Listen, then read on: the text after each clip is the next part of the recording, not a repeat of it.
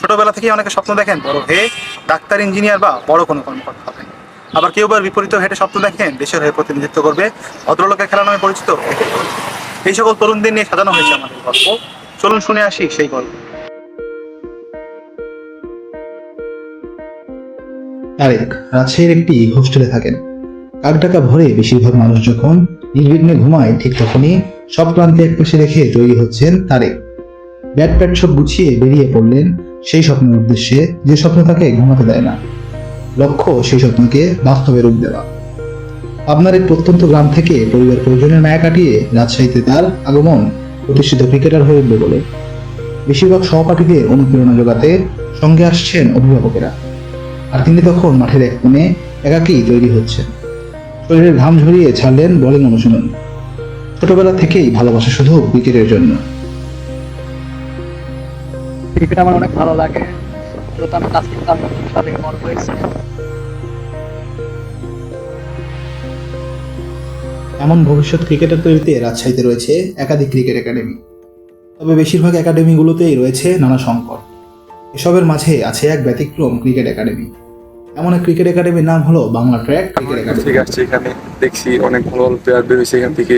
তাহির হৃদয়, তানজিদ তামিম, এদের মতো খুব ভালো ভালো স্টাররা বেরোয়েছে এখান থেকে। কোয়ালিফুল প্র্যাকটিস হয়। তো আমি নাম ভবিষ্যতে অনেক উজ্জ্বল করবো এবং সবারই তো স্বপ্ন থাকে বড় কোনো পর্যায়ে দেশকে রিপ্রেজেন্ট করা। সেই ক্ষেত্রে আমারও খুব ইচ্ছা, আমিও বাংলাদেশকে অনেক বড় জায়গায় নিয়ে যাবো। তাহির হৃদয় ভাই, তানজিদ তামিম ভাই, তারপর নিহাদুজ্জামান বিপিএল খেলে, তারপর তাইদুল ইসলাম ভাই। আমাদের হলো কোচটা অনেক ভালো, তাদের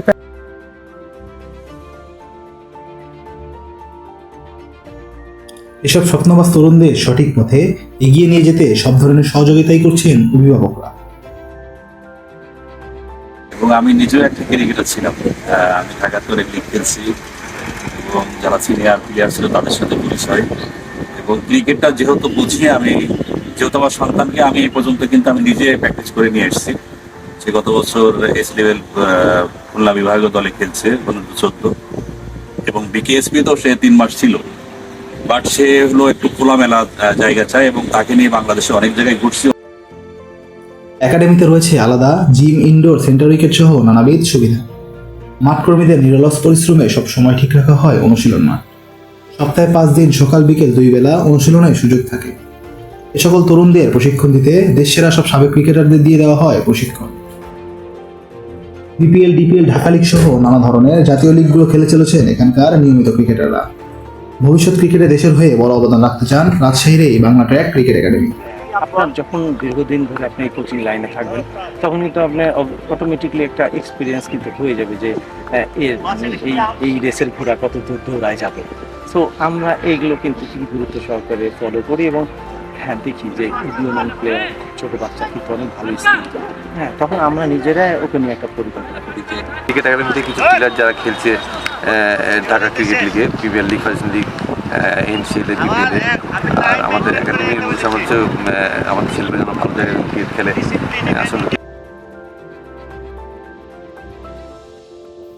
দেশের একাধিক ক্রিকেট একাডেমিগুলো যখন জায়গা সংকটে হারিয়ে যাচ্ছে, তখন বাংলাটা ক্রিকেট একাডেমি হতে পারে সবার কাছে রোল মডেল। কেউ বা নেটে বোলিং করছে, কেউ বা ব্যাটিংয়ে নিজেকে ছাড়িয়ে নিচ্ছে। ঠিক এভাবেই দেশের নানান প্রান্তে হাজারো তরুণ স্বপ্ন দেখছে ক্রিকেটার। হয়তো ঠিক এদের মধ্যে থেকেই একদিন সাকিব, মুশফিক, মাহমুদুরের মতো ক্রিকেটার খুঁজে পাবে বাংলাদেশ।